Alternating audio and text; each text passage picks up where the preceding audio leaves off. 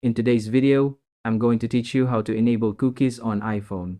Website acting weird or not letting you log in. Your cookie settings might be blocking essential features.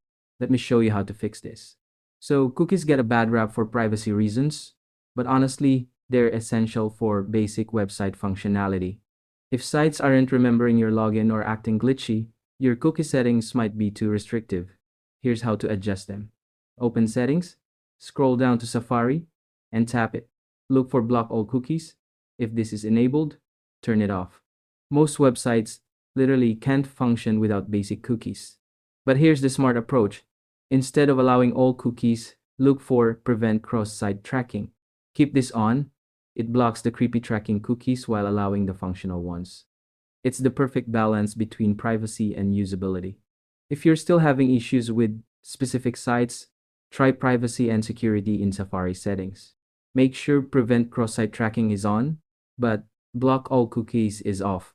This setup works for 99% of websites while still protecting your privacy. For apps that use web views, like Instagram's built-in browser or Twitter links, these Safari settings apply too. So fixing your Safari cookies often fixes weird app behavior as well. Here's a pro tip. If a website still isn't working, try clearing your website data.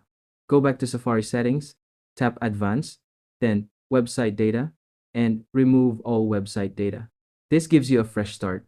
Remember, it's all about balance. You want websites to work properly, but you don't want to be tracked across the internet. These settings give you the best of both worlds. Thanks for watching.